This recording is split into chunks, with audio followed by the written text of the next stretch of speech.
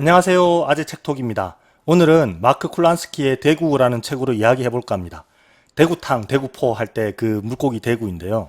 이 대구가 흥미롭게도 역사에 큰 영향을 끼쳤다고 합니다. 마크 쿨란스키는 무수히 많은 상을 받은 미국의 작가인데요. 이 책은 뉴욕타임스 베스트셀러였다고 합니다. 저는 이 파란색 개정판이 나오기 전에 책을 사서 봤는데요. 정말 재밌었습니다. 여러분들도 꼭 한번 읽어보시길 바랍니다. 대구는 사실 엄청나게 큰 물고기입니다. 이 사진은 제가 갖고 있는 이 책의 앞표지 사진인데요. 대구가 입이 엄청 크고 대가리도 거의 사람만 합니다.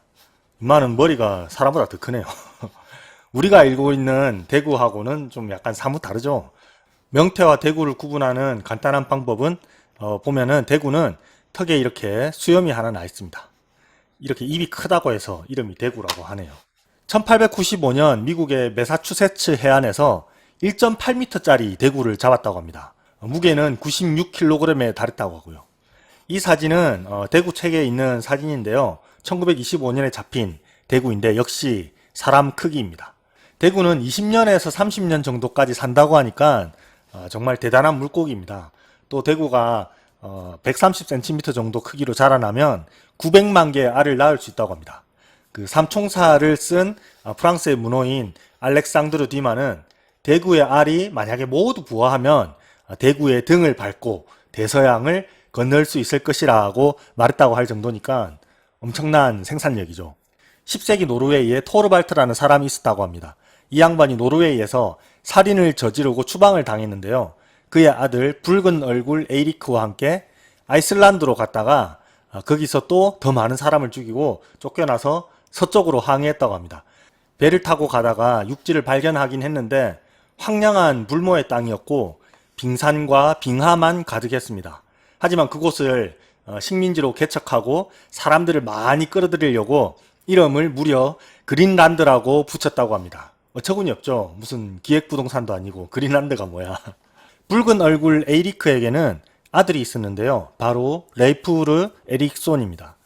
스칸디나비아인들은 성이 없다고 합니다. 아버지 이름에다가 아들이면 아들이란 뜻의 소운을 붙이면은 그게 아들의 성이 됩니다. 아버지 이름이 에릭이니까 아들의 성은 에릭슨이 되는 거죠. 여튼 이 레이프르 에이릭손이라는 사람이 서쪽으로 배를 타고 갔는데 암석투성이에 황량한 해안에 닿았다고 합니다. 하지만 그곳의 원주민들은 바이킹 개척자들의 굉장히 적대적이기 때문에 식민지를 건설할 수는 없었습니다. 지도로 보면요. 바이킹들은 이렇게 노르웨이에서 아이슬란드로 항해했고 아이슬란드에서 다시 그린란드로 이렇게 항해했었고 그 다음에 그린란드에서 신대륙으로 간 걸로 이렇게 추측이 되는데 에릭손이 도착한 곳이 그 캐나다의 레브라도 해안 즉 이제 뉴펀들랜드와 레브라도였을 것으로 추정하고 있습니다. 고고학적인 증거들도 있다고 하니까 바이킹이 아메리카를 처음 발견한 것은 거의 확실한 것 같습니다. 그런데 여기서 궁금한 점이 있습니다. 고대 스칸디나비아인들은 985년에서 1111년까지 아메리카를 5번이나 탐험했다고 하는데요. 신대륙과 그린란드에서 충분한 식량을 확보할 수 없었는데 그들은 어떻게 항해를 했고 또 무사귀환할 수 있었을까요? 답은 바로 대구입니다. 그들은 대구를 식량으로 삼았고 대구를 오래 보존하는 방법을 알고 있었습니다.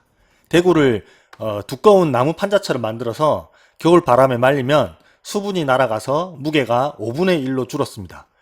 꾸덕꾸덕해진 대구살을 군대 건빵처럼 언제든지 꺼내서 먹을 수 있었다고 합니다. 대구는 엄청난 고단백 식품입니다.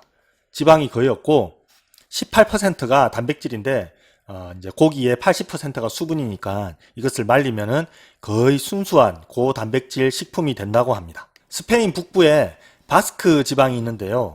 이곳에 바스크인이 300만 명이 살고 있습니다. 바스크인들은 스페인이나 프랑스와는 민족도 전혀 다르고요. 인도, 유럽, 어족에 속하지 않는 그 자기들만의 고유한 말을 사용합니다. 바스크인들은 최근까지도 분리주의 운동을 해왔었는데요. 이 베레모가 바스크인의 상징이라고 합니다. 마크 쿨란스키에 따르면 억압과 전쟁에도 불구하고 끈질기게 민족적 정체성을 유지할 수 있었던 이유는 강력한 경제력 때문이었다고 합니다.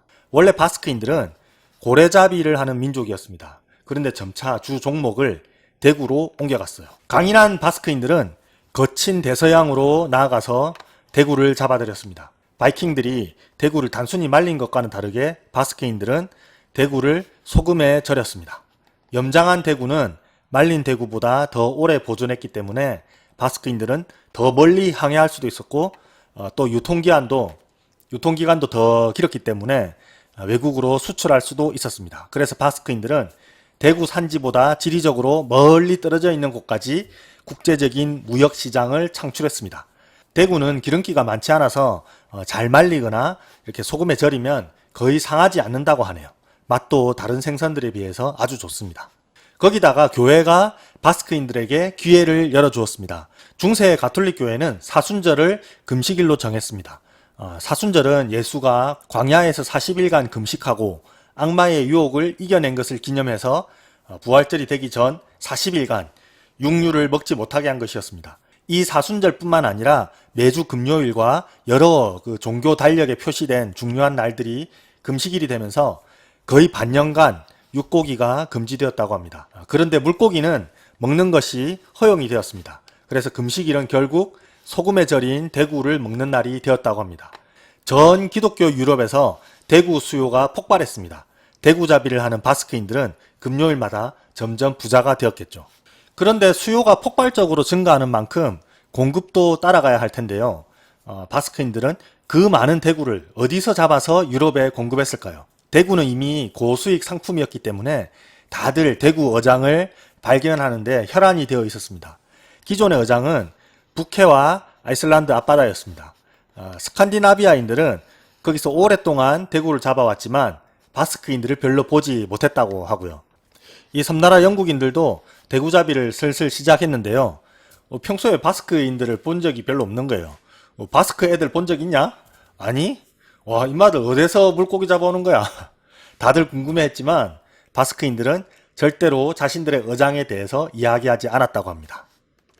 크리스토퍼 콜럼버스가 1492년에 신대륙을 발견한 이후 향료와 향신료를 찾아서 무수히 많은 모험가들이 아메리카로 쇄도했습니다. 물론 콜럼버스는 자기가 발견한 이 서인도 제도를 죽을 때까지 신대륙이라고 생각하지 못했고 심지어 이 쿠바를 아시아 대륙의 일부라고 착각했다고 합니다. 이 섬이 아니라 대륙의 일부라고요. 콜럼버스가 대서양을 횡단하고 그 너머의 육지에 도착하는 최초의 이 돌파를 성공하니까 유럽 각국에서 야심만만한 인간들이 자신만의 항로를 개척하기 위해서 배를 띄웠습니다. 영국인들도 예외는 아니었습니다. 영국은 유럽의 변방이었지만 이 서쪽 끝에 위치한 섬나라였기 때문에 지리상의 발견 시대에는 어드밴티지가 있었습니다. 영국은 포르투갈처럼 아시아 향신료 무역의 거의 종착역이었기 때문에 향료와 향신료를 매우 비싸게 수입하고 있었습니다. 때문에 신항로 개척에 대단히 적극적이었어요. 영국에서 신대륙 항로를 개척한 사람은 존 캐벗이라는 사람이었습니다. 캐벗은 원래 영국 사람이 아니고요. 콜럼버스와 마찬가지로 이탈리아 제노바 사람입니다. 이태리식 이름은 조반니 카보토이고요. 태어난 해도 콜럼버스와 같다고 하네요. 캐벗은 헨리 7세의 후원 아래 1497년 항해를 시작했고 35일 만에 육지를 발견했습니다. 그런데 캐벗이 도착한 곳은 열대의 서인도 제도가 아니었고 거대한 바위투성이 해안이었습니다. 기대했던 향료나 향신료도 없고 금도 은도 없고 완전 망했죠. 하지만 이 바다에는 대구가 풍부했습니다. 새로 발견된 땅이란 뜻으로 그곳은 뉴펀들랜드라고 불리게 되었습니다. 37년 뒤에는 프랑스 사람들이 배를 타고 왔습니다. 자크 카르티에라는 프랑스인이 세인트 로렌스 강의 입구를 발견하고는 이제부터 여기는 전부 프랑스 땅이라고 주장했습니다. 이때부터 캐나다를 두고 영국과 프랑스의 쟁탈전이 벌어지게 되었죠. 그런데 놀랍게도 이 카르티에는 거기서 1,000척의 바스크 어선을 봤다고 합니다. 아, 바스크 놈들이 여기서 대구를 잡고 있었던 거구나. 유럽의 모든 나라가 신대륙에 먼저 도착해서 새로 발견한 땅을 다 이제 자기네 소유라고 주장하고 있는데 바스크인들은 자기들의 황금 대구 어장의 비밀을 지키기 위해서 훨씬 전에 신대륙을 알았지만 그 위치를 꽁꽁 숨기고 있었던 것입니다. 뉴펀들랜드는 세계 최대의 대구 어장입니다. 존 캐벗이 1497년에 도착했을 때 여기는 말 그대로 물 반 고기 반이었다고 해요. 당시 소문이 어떻게 났냐 하면요. 런던 주재의 밀라노 공사인 라이몬드 손치노라는 사람이 있었는데 이 손치노가 밀라노 공작에게 편지를 보냈습니다. 존 캐벗의 귀한 소식을 보고하는 편지였는데요. 내용이 이래요. 그 바다에는 그물뿐만 아니라 양동이로도 잡을 수 있을 만큼 물고기가 우글대고 있습니다. 영국인들은 대구라고 불리는 물고기가 엄청나게 많은 곳에서 아이슬란드가 더 이상 필요 없을 정도로 많은 물고기를 잡아올 수 있을 것이라고 말하고 있습니다.